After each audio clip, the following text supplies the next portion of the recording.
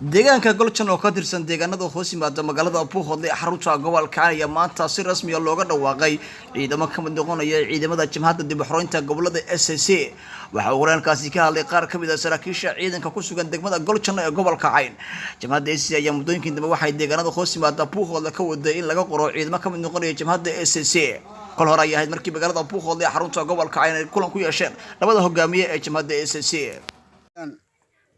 jabhadda dib u xuraynta SSC oo maanta xafladeedii howlgal ka fulisay degmada Goljan ha lagu soo dhawaado culimo iyo aqoon iyo ciidanba. Assalaamu calaykum waraxmatullaahi wabarakaatuh.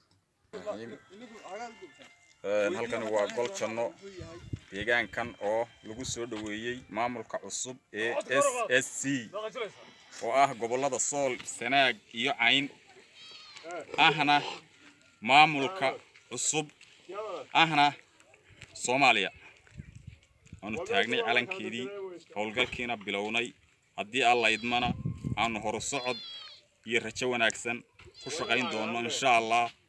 wayahay idinkoo ah deegaanka Goljan waxaad ka asaasteen jabhadda SSC waxaad ka taagteen calanka dawladda federaalka Soomaaliya ma halkana saldhiginu ahaan doona mise saldhig kale ayaad u guri doontaan?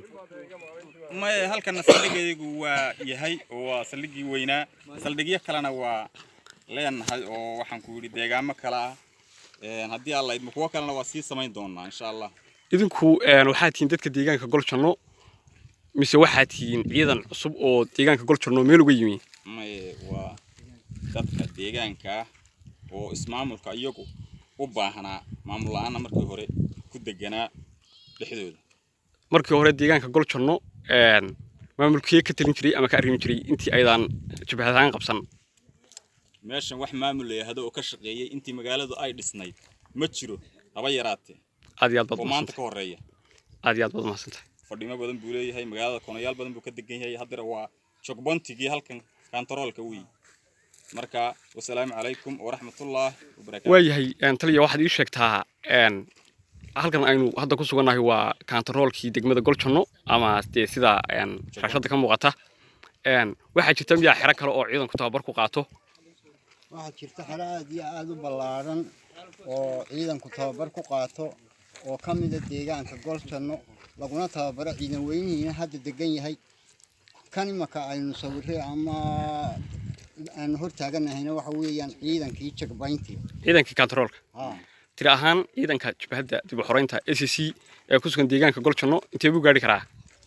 wuxuu gaari karaa taas waa sir ciidan la isma weydiiyo taas waa sir ciidan laakiin tiriisu aad bay u badan aad iyo aad baad maasantay taliya.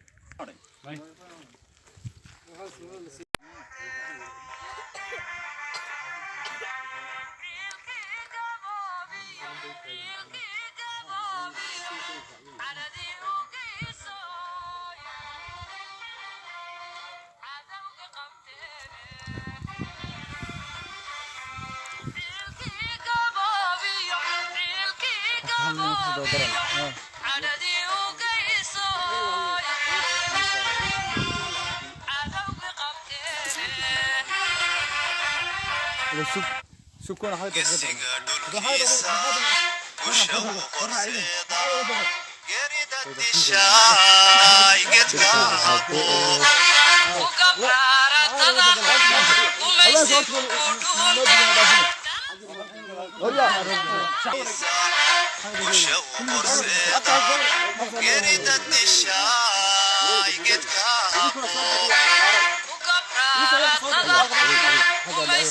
Sorry.